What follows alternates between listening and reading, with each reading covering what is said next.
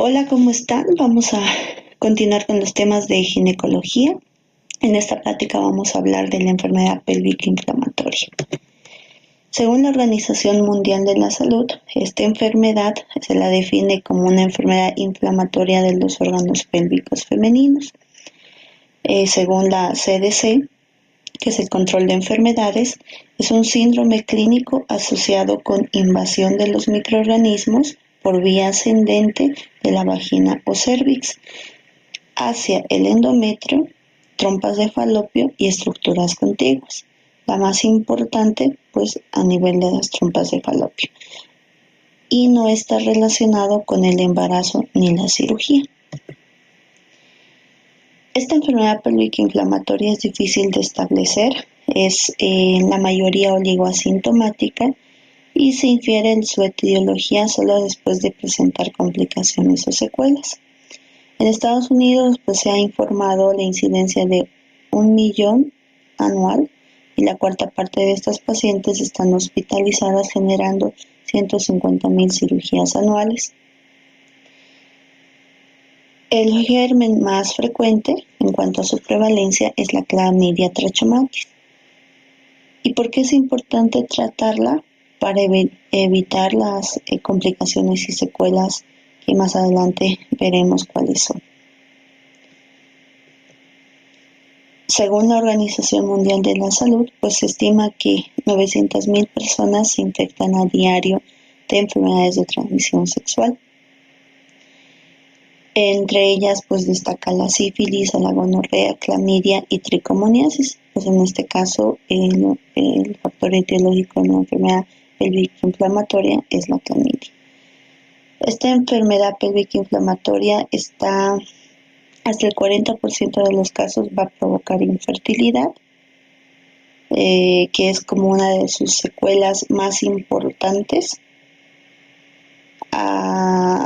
Como segunda opción el dolor pélvico crónico, que es la secuela más frecuente, pero la más importante, la infertilidad. En relación a sus factores de riesgo, son duchas vaginales, el estatus soltera, otras enfermedades de transmisión sexual asociadas, la farmacodependencia, parejas sexuales con uretritis o gonorrea, tener múltiples parejas sexuales, un diagnóstico previo de enfermedad pélvica inflamatoria, nivel socioeconómico bajo, la falta de empleos de métodos anticonceptivos mecánicos o químicos, pareja sexual reciente y la prueba endocervical positiva para Neisseria gonorrea o Chlamydia trachomatis. La microbiología pues está en relación a estos microorganismos. La Neisseria gonorrea es el agente etiológico más frecuente para producir una salpingitis clásica. Esta sí se asocia con bacterias como Escherichia coli, Bacteroides fragilis o Enterococcus fecalis, pues presenta una respuesta inflamatoria sistémica. Otro agente importante es la Trichomonas vaginalis. Las bacterias anaerobias, si bien estas no se consideran factores de riesgo, pero cuando se asocian con Chlamydia trachomatis o Neisseria gonorrea, pues producen una episintomática. La Chlamydia trachomatis que no produce una respuesta aguda como tal, pero produce un daño crónico a la salpingia. El Mycobacterium tuberculosis que por vía hematógena puede afectar y lesionar el tracto genital superior, y el absceso apendicular perforado o un divertículo que por extensión directa o continuidad puede también afectar al tracto genital superior. Existen varias formas de clasificar a los agentes etiológicos. Una de ellas están las endógenas, que son microorganismos que son de la flora endógena normal o flora endógena patológica del tracto genital inferior o de órganos vecinos. Entonces estos microorganismos, ya sea depende del lugar donde provienen, favorecen la colonización de una y otro organismo a su vez, o de los gérmenes de la flora habitual saprófita, exacerbando su virulencia y ocasionando la infección. Por eso se le dice que la etiología en la enfermedad pélvica inflamatoria es polimicrobiana. En cuanto a los agentes exógenos, pues son gérmenes que van a ingresar a los genitales femeninos desde el exterior, ya sea por medio de maniobras instrumentales o por la actividad sexual. Se dice que en una actividad sexual se puede ingresan hasta 100.000 bacterias, unidades formadoras de color. El mecanismo de acción, el 10 al 15%, pues van a corresponder a infecciones por órganos abdominopélvicos, es decir, por continuidad. En cambio, más del 70% corresponden a la propagación de los gérmenes por vía ascendente. Existen 3 vías de propagación: la vía canalicular, la vía linfática y la vía hematógena. La más frecuente e importante es la vía canalicular. La clasificación de la enfermedad pélvica inflamatoria varía de acuerdo a la clínica, de acuerdo a los mecanismos de propagación. En cuanto a la clínica, pues se puede presentar como una enfermedad pélvica inflamatoria asintomática o una enfermedad pélvica inflamatoria asintomática. Esta ya puede ser aguda o crónica. La aguda está causada por los agentes etiológicos ya mencionados, que son microorganismos exógenos o de la flora endógena. Pueden ser gonocócicas o no gonocócicas y transmitidas sexualmente o no. En cambio, la crónica está causada por agentes específicos como ser el Mycobacterium tuberculosis, incluso se ha descrito parásitos y micosis. Según su propagación, se clasifica en una enfermedad pélvica inflamatoria primaria o ascendente, donde la infección se inicia en el tracto genital inferior, esta asciende por el canal endocervical hacia la cavidad uterina y se puede propagar hacia anexos y estructuras adyacentes. La secundaria o por continuidad, esta es una infección del aparato genital secundario a la infección de otros órganos vecinos, como ser una apendicitis perforada o una diverticulitis. La enfermedad pélvica inflamatoria asintomática es consecuencia de las infecciones múltiples o una infección leve, pero que es de manera continua y crónica. Esta produce infertilidad femenina por factor tubárico y se la puede realizar mediante la laparoscopia o la parotomía, observar datos de infección tubárica previa, como ser adherencias, pliegues mucosos aplanados, la pérdida de los cilios de la trompa, la degeneración de las células epiteliales secretoras, y mediante microbiología pues podemos encontrar anticuerpos contra Clamidia trachomatis, Neisseria gonorrea o ambos. La episintomática aguda, sus síntomas van a aparecer durante o inmediatamente después de la menstruación, y estos pueden ser locales y también sistémicos. En locales pues vamos a poder tener un dolor abdominal bajo que puede acompañarse o no de reacción peritoneal, una secreción vaginal amarillenta, menorragia, dismenorrea, dispareunia y síntomas de infecciones urinarias. Y en relación a sus síntomas sistémicos, pues fiebre, escalofríos, náuseas, vómitos, diarrea, anorexia. Los signos llamativos en la episintomática es el dolor a la movilización del cuello uterino, el dolor abdominal con o no prueba de rebote positivo, ya sea local o generalizada, leucorrea. Existe un síndrome de Fitz-Curtis, que es una afección de la cápsula hepática y del peritoneo adyacente, en la cual hay una perihepatitis que está asociada con la enfermedad pélvica inflamatoria y empiezan a formar cuerdas tendinosas entre la cápsula hepática y el peritoneo, como podemos ver en la fotografía, formando cuerdas de violín. Entonces, esto está relacionado con infecciones pélvicas por Clamidia trachomatis o Neisseria gonorrea, y su diagnóstico es difícil porque su presentación clínica es inespecífica y se la observa mediante la laparoscopia o la parotomía. Se caracteriza por fiebre, por un dolor en hipocondrio derecho, salpingitis y presentando una vesícula biliar normal. La cervicitis es un proceso inflamatorio del cuello uterino. Está originado por procesos infecciosos primarios o secundarios del tracto genital inferior. Los gérmenes más frecuentes está la clamidia trachomatis, Neisseria gonorrea, virus del herpes o papiloma humano, y se caracteriza por presentar una secreción purulenta, como vemos en la figura. Se solicita un cultivo y el tratamiento es mediante antibióticos como ceftriaxona, ciprofloxacina o acitromicina. La endometritis es la infección del endometrio que puede o no extenderse. No hay un síndrome como tal, y se caracteriza por presentar un flujo hemático o hemopurulento, y se presenta después de la menstruación, después de realizar un proceso abortivo o maniobras cervicovaginales e incluso el acto sexual. La miometritis es el pasaje ya de estos microorganismos desde el endometrio hacia el miometrio y por una vía fácil que es la vía linfática.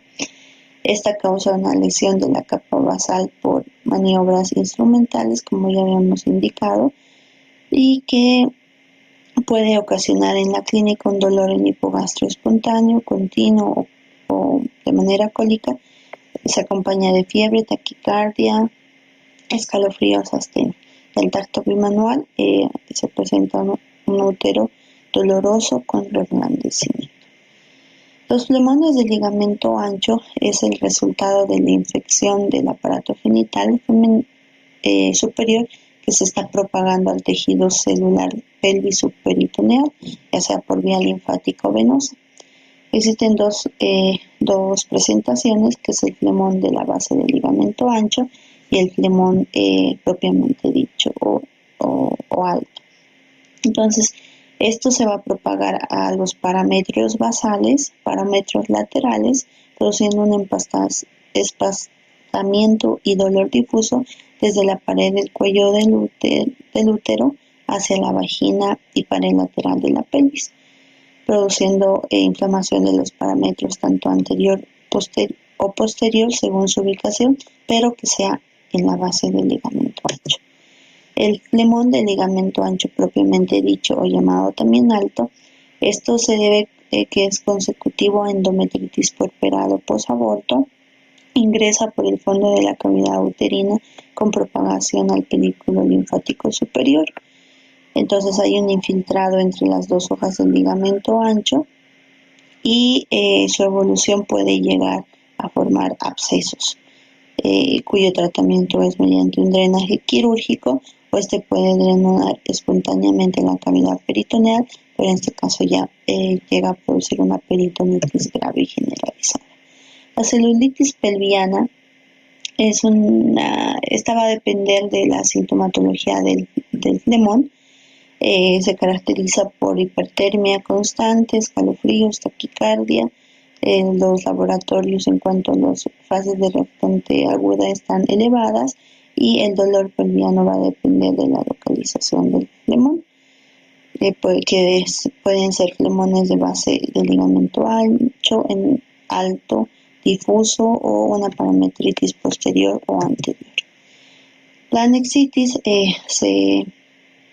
se la define como la inflamación tanto de la trompa como del ovario. Es muy difícil diferenciar entre estas dos estructuras. En la trompa se afecta por vía, la infección es por vía canalicular.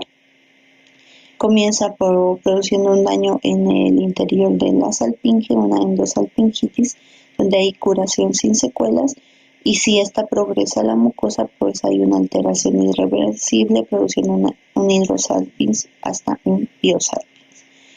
Y el ovario se afecta por las tres vías de propagación: por la vía canalicular, que actúa en la superficie del ovario, originando adherencias tanto entre el ovario y los órganos vecinos; por vía linfática, produciendo un absceso central del ovario; y por vía venosa en casos de septicemia. La triada clásica de la anexitis es fiebre, dolor en las fosas ilíacas y palpación de los anexos, que estas pueden estar agrandados y dolorosos. La pelviperitonitis está localizado en el peritoneo pélvico, que no asciende al peritoneo pelviano porque está bloqueada por el epiplón y las asas intestinales. Se caracteriza por un dolor pelviano intenso con contractura abdominal inferior y en este caso hay que ayudarnos de exámenes complementarios imagenológicos como ser el ultrasonido ya sea abdominal o transvaginal, y en caso de que se presente en su forma supurada, que es el absceso en fondo de saco de Douglas, lo ideal es hacer una punción a este nivel y drenar a través del fondo del saco vaginal posterior, como observamos en la figura. La curación puede producir ya con el tiempo adherencias y dolor pélvico crónico. La peritonitis generalizada, esto es cuando la infección ya sobrepasa el peritoneo pélvico y llega al peritoneo abdominal por rotura de una conexión anexial, produciendo un dolor espontáneo, una exacerbación a la palpación de los anexos, incluso del abdomen. Hay una contractura muscular generalizada, los reactantes de fase aguda están elevados y la triada terapéutica en caso de peritonitis generalizada, pues es una correcta hidratación parenteral, antibióticos para la infección polimicrobiana y un tratamiento quirúrgico adecuado y precoz.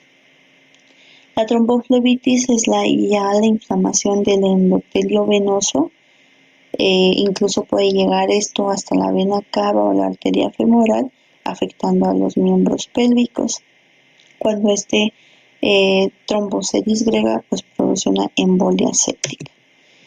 Los exámenes de laboratorio a solicitar son reactantes de fase aguda, como ser la eritrosedimentación, nos da una sensibilidad del 80%, la proteína C reactiva, que se eleva en un 80% de los casos, leucocitosis mayor a 10.000 con neutrofilia, que se presenta en el 50% de los casos, y el CA125, que puede estar elevado y puede ser un marcador confiable para la enfermedad pélvica inflamatoria aguda. En relación a sus exámenes microbiológicos, a nivel local solicitamos un estudio microbiológico tanto del endocervix, del endometrio, del fondo de saco de Douglas. Si ya hay un compromiso sistémico, es un poco habitual, pero se puede solicitar un hemocultivo, un urocultivo si se sospecha de que hay una asociación con infección urinaria, y serología para Chlamydia trachomatis, que nos da un diagnóstico para enfermedad pélvica inflamatoria aguda y sirve para evaluar las secuelas.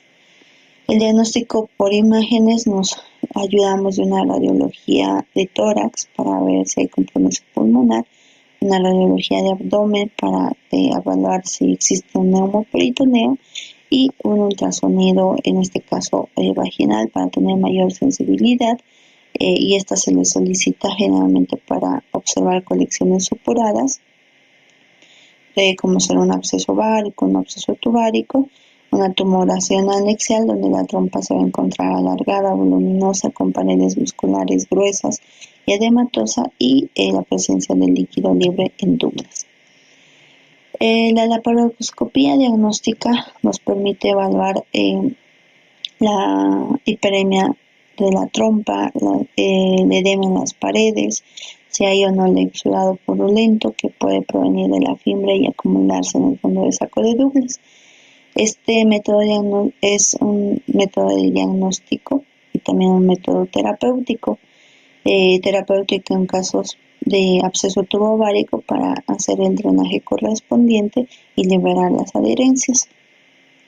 Existen criterios pronósticos preoperatorios para una laparoscopia diagnóstica, como ser el estatus soltera, la presencia de una tumoración anexial, una edad menor a 25 años, temperatura mayor a 38 grados, la presencia de Neisseria gonorrea en cervix, una secreción vaginal purulenta y la vez mayor a 15 milímetros por hora.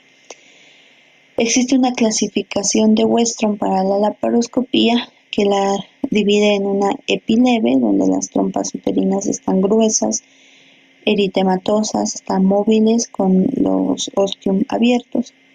En la epi moderada, las trompas están menos móviles, las adherencias laxas, hay un exudado viscoso en cavidad peritoneal con o sin adherencias fímbricas. Y en la epi grave, las adherencias están gruesas, los órganos pelvianos están adheridos entre sí y a epiplon, y puede existir la presencia de un pio salpinx o absceso tubovárico. La biopsia endometrial pues nos ayuda en casos de endometritis. En una epi aguda habrá la presencia de una leucocitosis polimorfonucleares, y en una epi crónica las células plasmáticas, que es muy importante hacer el diagnóstico diferencial con un mioma submucoso y pólipos endometriales, porque también presentan células plasmáticas. Los criterios de diagnósticos instaurados por Aguirre, Westron y la CDC del 2006 hablan de 3 criterios mayores y de 5 criterios menores. Los criterios mayores son el dolor abdominal bajo, dolor a la movilización del cérvix durante la palpación bimanual y el dolor uterino o dolor anexial.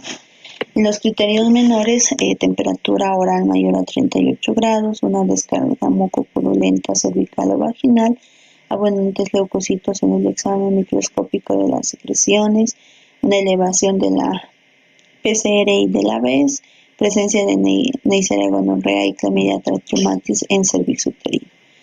Se dice que la presencia de un criterio mayor y un criterio menor nos da una especificidad del 80%. La presencia de un criterio mayor y 2 criterios menores, de especificidad del 90%, y la presencia de un criterio mayor y 3 criterios menores, de especificidad hasta un 96%. La episintomática crónica, también llamada silente, se caracteriza cuando ya hay antecedente de una enfermedad pélvica inflamatoria aguda, un dolor pélvico crónico, y en la laparoscopia o laparotomía observamos un hidrosalpinx. Está causada por Chlamydia trachomatis, presentaciones asintomática u oligoasintomática. Siempre es ideal pensar en la enfermedad pélvica inflamatoria para realizar un tratamiento precoz y detectar las salpingitis silentes en la consulta con un estudio microbiológico y serológico para evitar las secuelas posteriores. Los criterios de hospitalización de una enfermedad pélvica inflamatoria es el ser adolescente, ser usuario de drogas, tener una enfermedad grave, sospecha de absceso, un diagnóstico incierto, una peritonitis generalizada, temperatura mayor a 38 grados, fracaso en el tratamiento ambulatorio, instrumentación intrauterina reciente, leucocitos mayor a 15.000 o náuseas o vómitos que impiden el tratamiento oral. El tratamiento tiene 3 objetivos: el de prevenir las secuelas, aliviar los síntomas y erradicar las bacterias. Existe el tratamiento oral. Como primera opción tenemos a la levofloxacina, ofloxacina y metronidazol, y como segundas opciones a la ceftriaxona, 250 miligramos intramuscular dosis única, con doxiciclina y metronidazol, ¿no? Esto ya como segunda opción. Y por vía parenteral a las cefalosporinas y doxiciclina como primera opción, y como segunda opción a la clindamicina con una dosis de gentamicina. El tratamiento quirúrgico se la realiza cuando hay sospecha de absceso pélvico o una peritonitis difusa, donde se realizará un drenaje del absceso mediante colpotomía posterior, o realizar una laparoscopia para el drenaje de los abscesos pélvicos. En caso de absceso central de ovario, pues sabemos que es una grave complicación que está asociada generalmente a los dispositivos intrauterinos con diseminación linfática, y en este caso pues ya se efectúa un procedimiento quirúrgico como es la oforectomía y extracción del dispositivo. Y en casos de tromboflebitis pelviana, que no responden a tratamiento antibiótico va a requerir la administración de heparina o hasta ligadura de la vena cava inferior o ambas venas ováricas por encima del trombo para evitar una embolia séptica.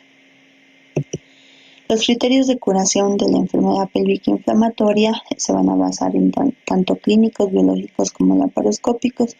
Clínicos donde desaparece la sintomatología y no descartan infección silente. Los biológicos mediante la presencia o la normalización del recuento de la fórmula leucocitaria de los reactantes de fase aguda y la inmunoglobulina A y M disminuidas. Y en cuanto a los criterios laparoscópicos, pues esta se hace un control a los 3 meses después de la cura clínica y para descartar en este caso ya secuelas o adherencias que van a producir infertilidad y dolor pélvico crónico.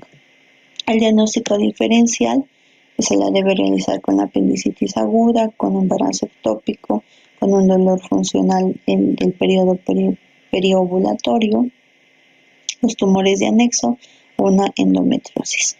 Existe otra forma de hacer un diagnóstico diferencial agrupando las enfermedades en procesos infecciosos como ser apendicitis, diverticulitis e infecciones urinarias, de procesos no infecciosos como ser el embarazo ectópico, una rotura de quistes foliculares, la endometriosis, torsión del pedículo de quistes de ovario o miomas uterinos complicados. Y frente a una duda diagnóstica, pues realizar una laparoscopia o laparotomía exploratoria. Las secuelas van a afectar tanto a la paciente, a la familia como a la sociedad. ¿Por qué? Porque va a producir infertilidad. Se dice que un episodio de enfermedad pélvica inflamatoria produce un 15% de infertilidad. 2 episodios aumenta hasta un 35% y el tener 3 o más episodios hasta un 75%. Embarazo ectópico, dolor pélvico crónico, la infección pélvica recurrente y la formación de abscesos. La secuela más importante pues, es la infertilidad y la más frecuente es el dolor pélvico crónico. La prevención de la enfermedad pélvica inflamatoria, como en todas las enfermedades, es en la primaria evitar la infección, educando a las pacientes, modificando los hábitos sexuales riesgosos y el uso de métodos anticonceptivos de barrera. Y los secundarios que están relacionados con el diagnóstico y tratamiento precoz es evitar la secuela y la propagación y siempre pensar en enfermedad pélvica inflamatoria en mujeres con factores de riesgo ya comentados para llevar a un diagnóstico precoz y menor mortalidad. Muchas gracias por la atención y nos vemos en las siguientes clases.